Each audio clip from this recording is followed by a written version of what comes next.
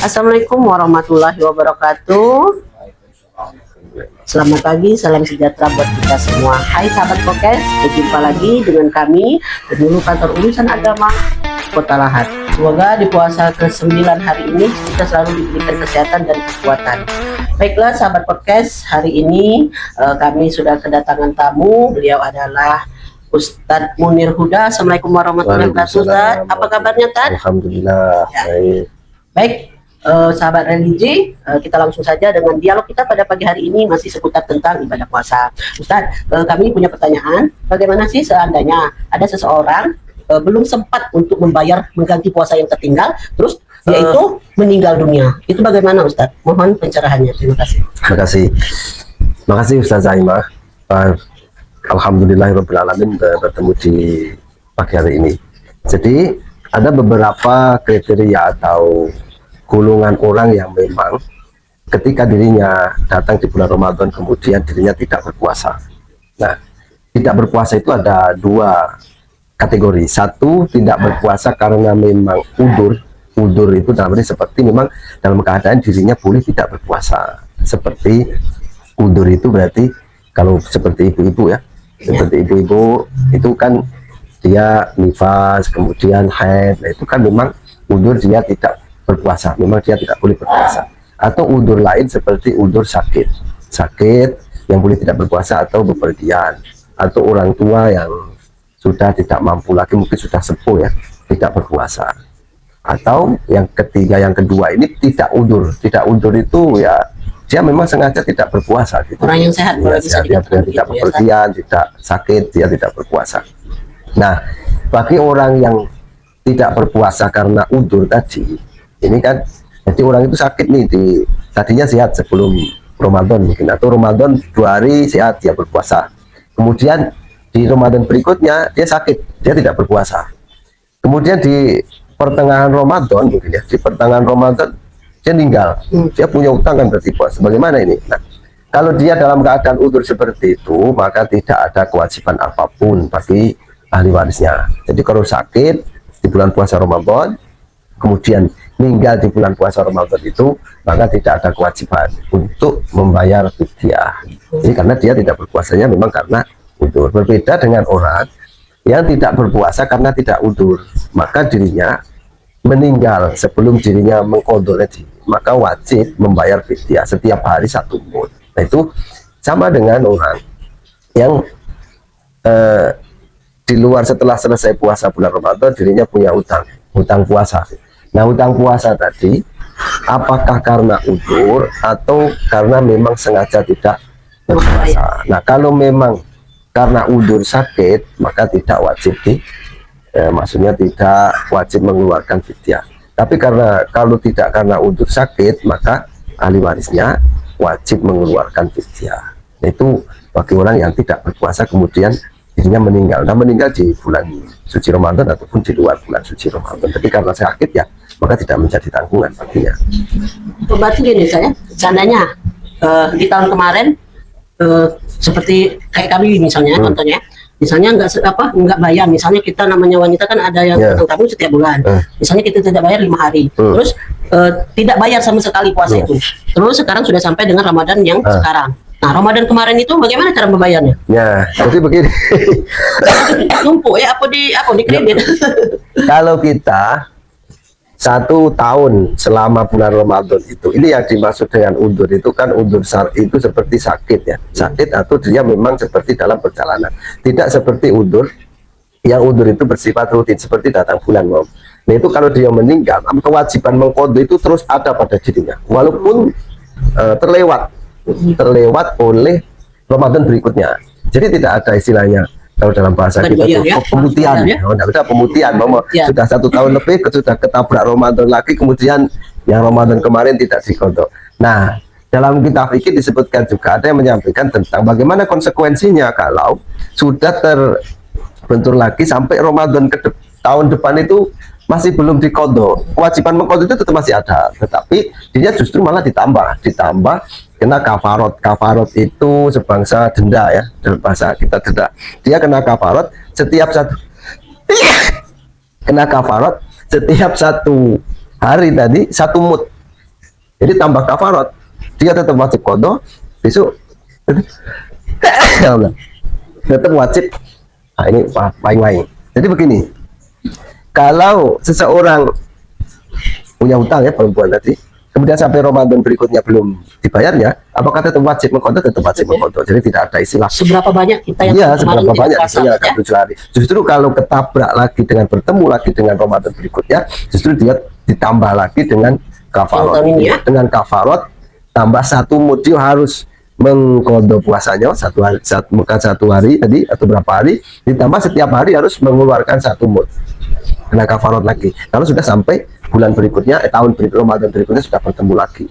Jadi Memang bagusnya itu saya kalau misalnya kayak tahun kemarin, harus tahun kemarin bayar di tahun ya, ini gitu ya. dan qadha, namanya qadha itu diusahakan secepatnya. Namanya secepatnya itu ya selagi kita memang mampu untuk melaksanakan mengqadha, ya diqadha secepatnya. Satu lagi Pak Ustadz ya, pertanyaan, bagaimana kalau misalnya nih ibu hamil, Ya. otomatis kan memang kalau yang tahan puasanya diperbolehkan Ustadz Ya. ya, asal tidak mengganggu janin. Ya. Tapi kalau misalnya mereka tidak tahan, otomatis bayar fidyah itu. Nah gini, nah ini Benar nggak pertanyaannya, itu, Bang. Jadi ada 2 perempuan yang ketika perempuan tersebut dikategorikan udzur boleh tidak berpuasa, itu adalah ibu hamil dan ibu-ibu menyusui. Ada 2 kategori ibu hamil dan menyusui dalam dirinya tidak berpuasa. Pertama, itu adalah ibu hamil, dia tidak berpuasa ya karena takut terhadap dirinya sendiri dan takut terhadap janinnya. Jadi dirinya itu kan takut dengan kesehatannya dan takut dengan janinnya. Kalau dia di dalam kitab Fathul Qorib disebutkan, kalau dia hanya takut pada dirinya, kesehatannya sendiri saja, maka dia hanya wajib mengqadha. Mengqadha itu menyaur, mengganti puasa di hari berikutnya.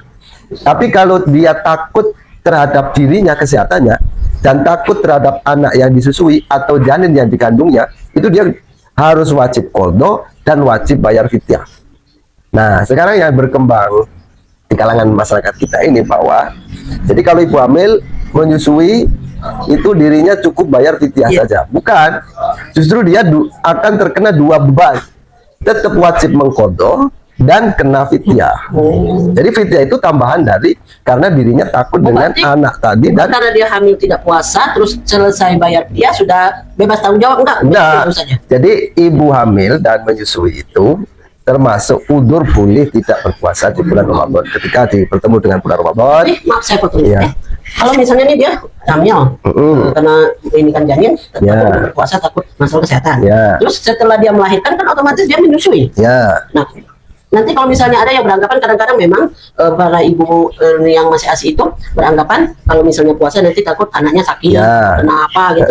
Itu gimana Ustaz? Otomatis kan setelah dia hamil tidak puasa, ditambah lagi dia menyusui tidak puasa, berarti double itu. nah itu namanya ketika hamil kemudian karena takut dengan janinnya dan dirinya sendiri ya, kemudian dia tidak berpuasa, itu tetap wajib mengqadha baginya. Menyusui, habis itu mungkin menyusui ya, kemudian dia tidak berpuasa lagi 1 bulan penuh mungkin, tetap wajib mengqadha baginya.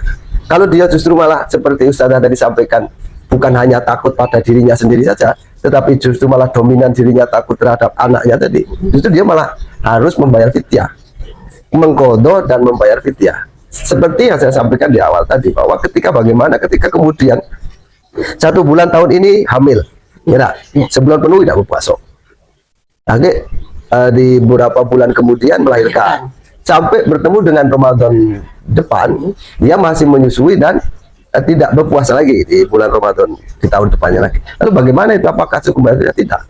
Dia tetap berkewajiban mengqadha puasa 2 bulan dalam 2 tahun tadi. Ditambah kalau dia takut atas kesehatan janinnya, alasan dia tidak berpuasa tadi, atau dirinya takut atas kesehatan anak yang disusuinya ketika dia tidak berpuasa tadi, justru malah dia selain mengqadha wajib bayar fidyah 1 hari 1 mud. Tapi kalau dia hanya takut pada dirinya sendiri saja, saya kalau berpuasa takut saya ini kesehatan saya ini terganggu, itu cukup mengqadha saja, dia tidak wajib membayar fidyah. Nah, ini konsekuensinya. Sini supaya menjadi pemahaman terhadap masyarakat yang berada di sekeliling kita yang berpemahaman bahwa ibu-ibu menyusui ibu-ibu hamil tidak berpuasa di bulan Ramadan, jadinya cukup membayar fidyah saja. Nah itu tidak seperti itu, tetap wajib bayar mengqadha puasanya dan dia wajib membayar fidyahnya. Seperti itu puasa. Ya, sahabat religi, perbincangan kita hari ini cukup menarik sekali. Satu pertanyaan akhir, Ustaz, Ya. untuk membayar fidyah itu bagaimana caranya?